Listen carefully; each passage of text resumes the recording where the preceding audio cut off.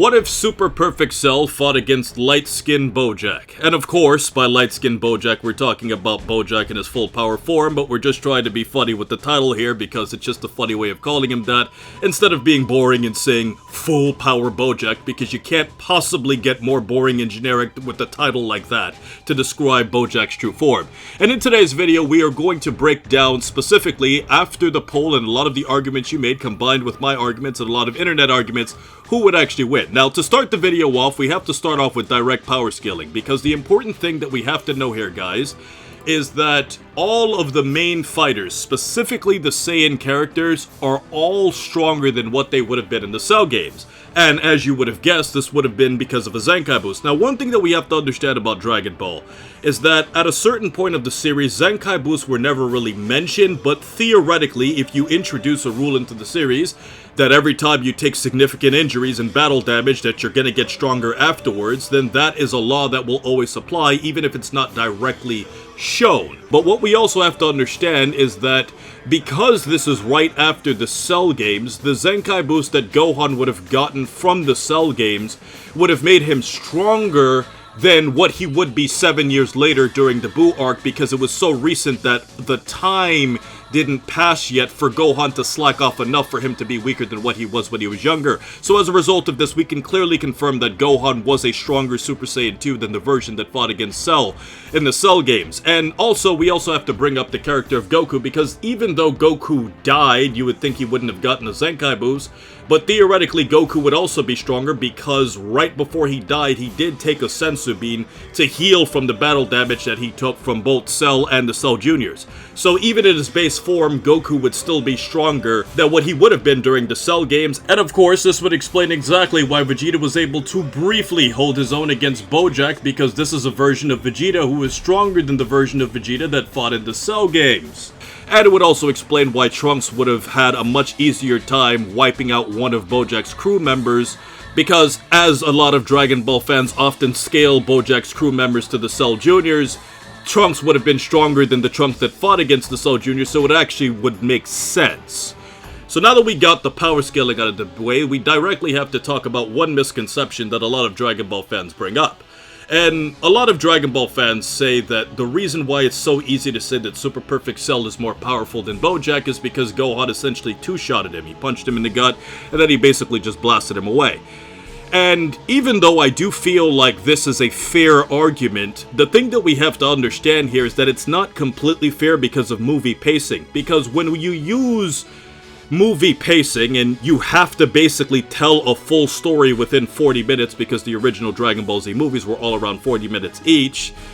then you can't really stretch out a lot of fights that would have been taking place over the course of 5 to 10 episodes if it was actually in the anime. And a really good modern example to use this would be Battle of Gods and Resurrection of F, where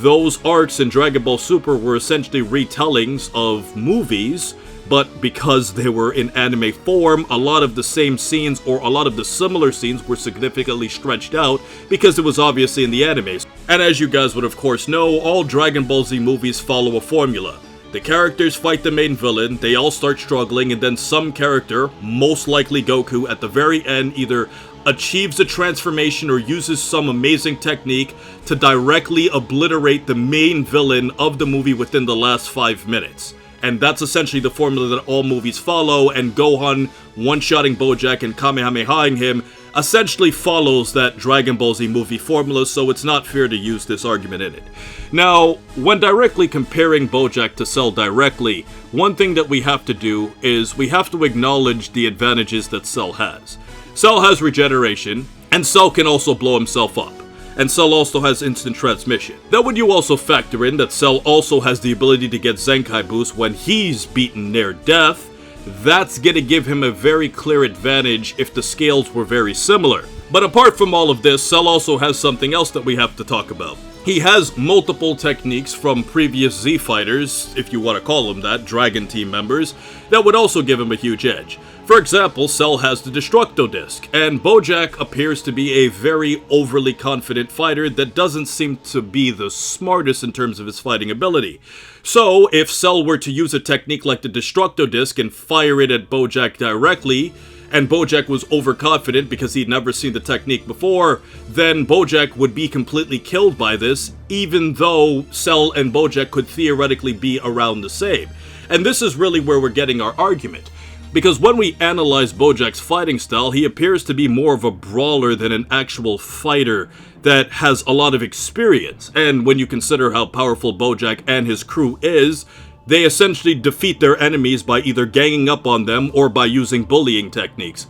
And Bojack is essentially just the biggest bully out of his particular group, and he doesn't really have any one particular technique that would really cause damage to Cell or would make him really different from any other fighter that doesn't have instant transmission. So if Bojack were to win against Cell, he would have to unleash a super powerful blast that is so strong that it would completely eviscerate Cell all at once. But when we factor in that Cell has regeneration, if Cell is somewhat intact afterwards, he could regenerate from this and come back even stronger, and he could also use instant transmission to avoid this extremely powerful blast. And this directly takes us to a very important point that directly illustrates the key advantage that Cell would have over Bojack. If we go back to the battle that Super Saiyan 2 Gohan had against regular Perfect Cell right before Cell came back, Gohan had a moment where Cell was firing an extremely powerful blast towards Earth, and he used his own Kamehameha to essentially counterattack it and basically blow Cell to pieces, literally. And obviously this is a very, very important point because when we analyze this blast, it is a perfect imagination of what would happen in a battle against Cell and Bojack. Let's say Bojack catches Cell off guard and somehow, even with instant transmission, he manages to somehow, in some way, get this powerful blast and blow Cell to pieces. Because of Cell's ability to regenerate, this would give him a significant advantage, and this is something that we even saw when Cell was fighting against Super Vegeta, as, we want to call Vegeta in his grade 3 state, where essentially Vegeta fired a Final Flash at Cell and blew part of his body off, and then Cell just came back from it, showing that even though Cell was a significantly more powerful fighter, he can still take damage, which he did from Vegeta, and he directly came back from it. And also by looking at the situation that not only Super Vegeta had against Cell, but also Super Saiyan Goku had on Cell too when he used the Warp Kamehameha against Cell, blew his upper half away, and Cell essentially just came right back from it. Let's just say in another situation, Bojack would have the advantage on Cell. Well, one problem with this is that Cell can self-destruct. And obviously this is extremely important because if Cell's in an emergency situation, he can just blow himself up knowing that he can take the risk because he can come back from it. And the problem with this is that how exactly is Bojack gonna just survive Cell blowing himself up if they're fighting on the same planet? Cell can basically just say, you know what, Bojack? You're more powerful than me, I can't stop you, so you know what I'm gonna do? I'm just gonna blow myself up and come back even stronger. And like we said before, if the scales are similar, Cell would once again have a huge advantage. And a key example to illustrate this is comparing Cell to Super Saiyan 2 Gohan. Cell was capable of breaking his arm, even if you say that Gohan was off guard because he had to rush with all of that adrenaline to try and save Vegeta's life. But when we look at Cell versus Gohan specifically, if the scale is close, then Gohan would obviously have a disadvantage because Gohan doesn't have regeneration, and Gohan doesn't have a lot of the techniques that Cell has, even if he has some of them because he trained with Goku, of course. And the thing is about Cell is that in order to defeat him, you have to be much stronger and much faster than Cell in order to have an advantage, because if the scales are completely equal, or if Cell is just a little bit weaker than you, then Cell will always have an advantage because of the Zenkai boost and because of all of the other things. And you can make the same case with the Cell Juniors, who are essentially just mini forms of Cell that just don't have his intelligence level.